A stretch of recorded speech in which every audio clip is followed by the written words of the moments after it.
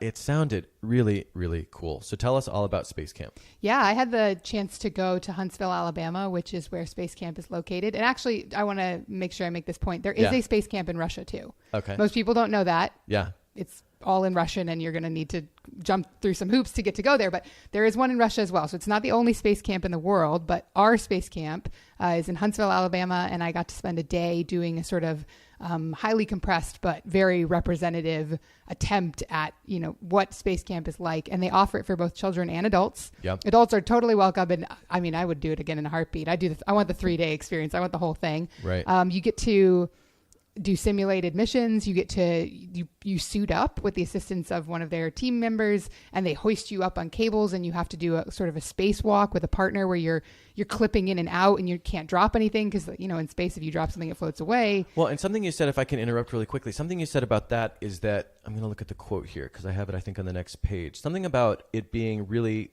Oh yeah, you said spacewalking. One of the most complex and exhausting parts of space camp is taking a spacewalk. Just like astronauts report, spacewalking to be an exhilarating but arduous task. Yes. So it's really hard. Yes. And I was kind of, again, naively having no idea, but I guess if I had ever paused to think about it, I probably would have thought they're weightless. And so certainly that has its own challenges, but it wouldn't be that arduous necessarily. So what's so tough about it? It was both physically and mentally exhausting. So the suits we were wearing were obviously not anywhere near to the standard that they wear when they go outside of the International Space Station to do work. Yeah. But you're very limited in your motion, your flexibility, your ability to do even simple tasks like turn your head or itch your nose. Uh-huh. All of that is limited. Yeah. But you're doing procedures, even if you're familiar with them, which astronauts train for years to know these procedures, and they have guides, and they're not just doing it from memory. Everything must be accounted for. If even a single bolt drops from your procedure, one, you can't finish your procedure, and two, you now have a piece of metal flying around your ship, which could cause serious damage to you or your ship or your fellow space companions while they're out in their suits. Right. It's a lot. There's just a lot going on, a lot more than I was anticipating would be. I thought it was going to be fun, and it was like, this is the hardest part TV, of the day. In the movies, right? Exactly. Yeah. Interesting. What else might we do if we were to go to space camp? You'll do several training simulations. So we did the multi-axis trainer, which is the thing that makes you think you're going to throw up, but it doesn't. That was interesting when I read that in your notes. Yeah, I'm very motion sensitive, and that does not affect you because your stomach actually stays in the same place. It's the center of your gravity when you're spinning around. Yeah. So that was really neat. That's the one with all the concentric rings spinning, and you're kind of flipping around. I was going to put that picture up, and I ran out of time, and then I forgot because that's a cool picture too. We did a moon gravity simulation. So we got strapped into a chair that represents 1/6 gravity, which is what the moon has. And we had a sort of a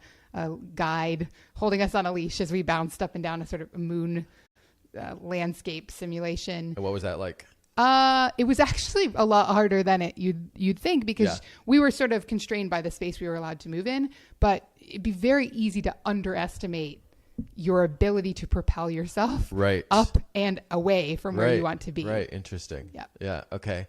The other thing you did, the last thing I think on my list here, the last thing on my list at least was simulated space shuttle launch and landing, and apparently that went a little bit awry for you guys. So can you tell us how you basically crashed one of our space shuttles? Yeah, and this is funny because I was there with a bunch of other travel writer blogger folks, and we were all big space enthusiasts, and we failed. So I think what the difficulty was is when you get into the shuttle sim, which is what they call it, this kind of capsule you climb into with your crew, there are more buttons and levers than you can possibly. It's an airplane. If you ever look inside an airplane on steroids, it's like 5,000 little widgets and things that you have to control. That's not the case in the ships they're designing anymore. It's more touch screens. It's more interfacing. The way we interact with technology has definitely changed the way they're designing spaceships. But the old shuttle was a airplane times 8, or and so they'd say, you have 10 seconds to find this lever and switch it from on to off, and you gotta look around and find it, right? No pressure. And so I mean, I was a mission specialist. I was not in charge of launch and landing, but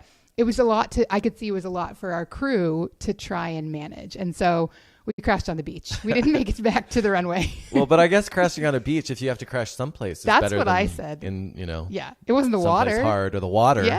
Oh yeah, I didn't even think about worse. the water. I was thinking like a hard surface, but the water. Yeah. Okay. Well, I'm glad you guys made it out alive. We did. And I hope you get to go back.